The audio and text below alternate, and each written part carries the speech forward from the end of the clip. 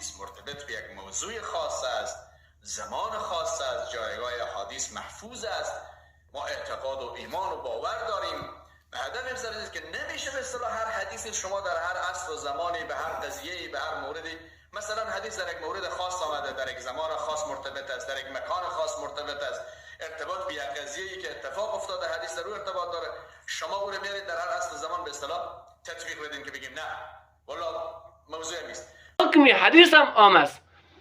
حالا تو میگی مقید بر یک زمان، از کجا گفتی؟ با کدام دلیل گفتی؟ از کدام مفسر، از کدام محدث نقل کردی امیر سخن خود را که حدیث را مقید بر یک زمان کردی؟ حالا دیگر حدیثی هم داریم، پیغمبر علیه السلام میگه ثلاثه لا تقربهم الملائکه جیفة الکافر والمتزمخ بالخلوق والجنوب الا یتوضا. این حدیث را مقید بر زمان میکنی؟ دیگه حدیثی داریم فإن معكم من لا يفارقكم الا عند الغائط وحين يفزه الرجل الى اهله فاستحيوهم واكرموهم. پس احادیث را تو مقید بر زمان میکنی یا این که تکذیب میکنی با کدام دلیل، با کدام حجت؟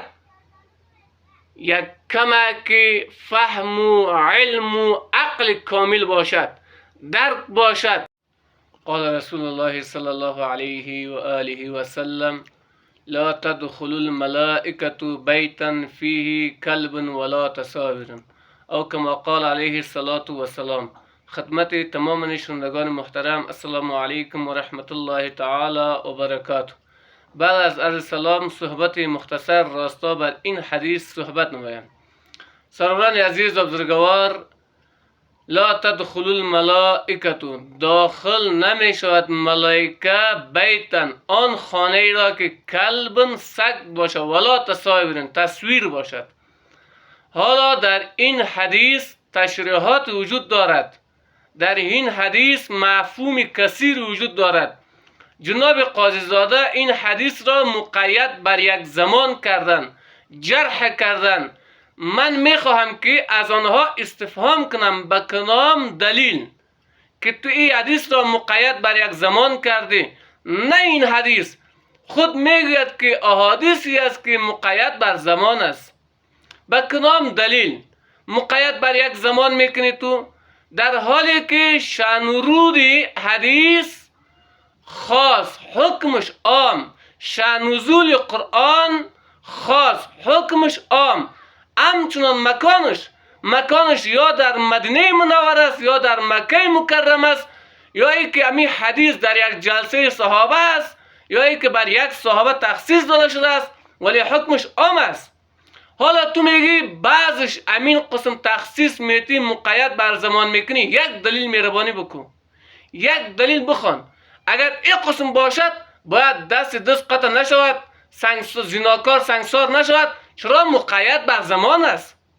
آیاتهایی هم داریم همه چیز مقید بر زمان کنیم، دین مقدس اسلام را یک دین تاریخ تیر شده بدانیم؟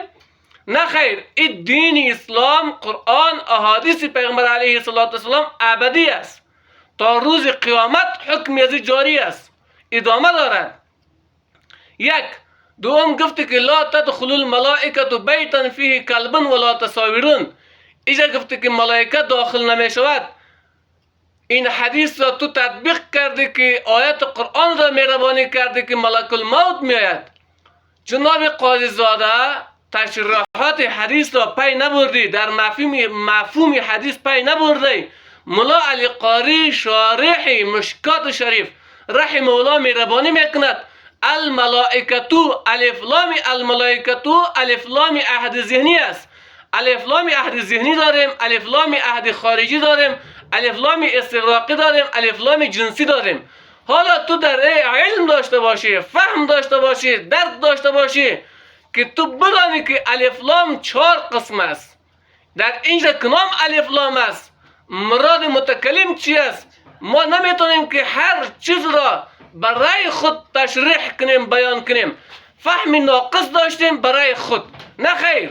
فهم کامل نداری، هیچ کاری نگی. اذا اوسید الامر الى غیر اهلیه فانتظر الساعه.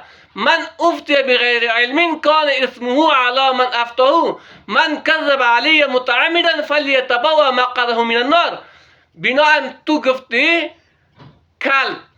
حالا ملائکه به خود اقسامی داشت، کراما کاتبین بود، ملک الموت بود، نکیر منکر بود، ملائکه های رحمت بود. اینجا ملائکه رحمت را گرفتیم. یک انسان در میان 10 این سگ باشد، در خانه باشد بت پرستی باشد، در خانه باشد تصویر باشد، در امین خانه ملک الموت فرمان داده شده است از جانب الله. آنها وظیفهشان است که باید امین انسان را قبض روح کند. اگر تو در میان 10 سگ هم باشد، سگ هم به خود اقسامی دارد.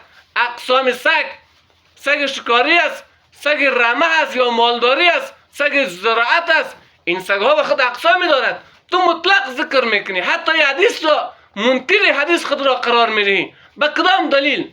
بناهن جناب قاضی زاده صاحب علم خود را، فهم خود را، درک خود را، درجه تحصیل خود را عالی بساز، ترقی بده، ارتفاع بده، تا اینکه خدای نخواسته خائن دین و خائن اسلام قرار نگیری. این خدمت نمیشه. تو جوانها را در چای هلاکت میندازی، خود را هم هلاک میکنی، ملت را هم هلاک میکنی، عقیده جوان را خراب میکنی. به خاطر چی رضایت مخلوق؟ به خاطر چی متاع دنیا؟ به خاطر چی شهرت دنیا؟ بناهن خود را تباه کردی. تا به کی به این حالت روان باشی؟